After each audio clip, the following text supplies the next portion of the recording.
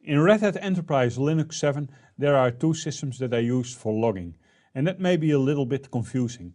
So before diving into the details of how to work with these two systems, I want to explain a little bit about how information is logged on Red Hat 7 and how our syslogd and journald are working together to handle log information.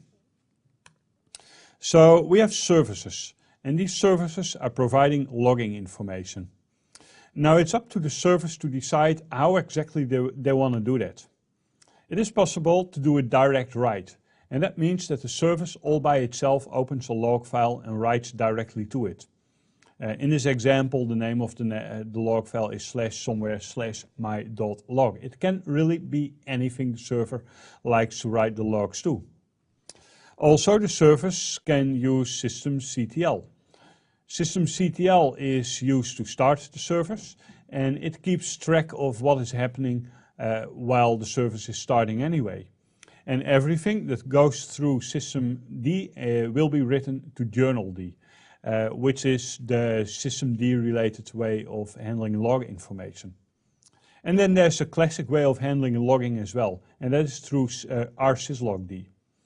So our syslogd is the classical way of logging information in Linux, and typically it will write information to the var log directory. But alternative locations can be used as well, as we will see later in this lesson.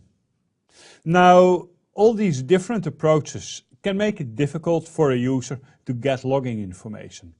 So if a user needs to get logging information, it can be journalctl or it can be our syslog. So how do these relate to one another? Well, there are some advanced options, and you don't have to know this for the exam, but I just want you to be aware that it is possible to tie the two logging systems together. So if you want journalctl information to be logged into our syslog, in the rsyslog.conf there's a couple of lines that you can include. And you also need to create a listend.conf that contains a couple of lines as well, which is just enabling our syslog for receiving information that was logged by journald.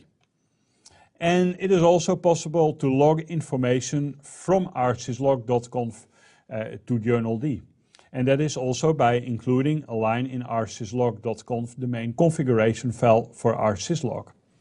And what you're doing here is basically specifying that anything that is logged with our syslog should be sent to omjournal, which is journald, and you can use journalctl to get the information out of these logs, as I will explain in the next topics in this lesson.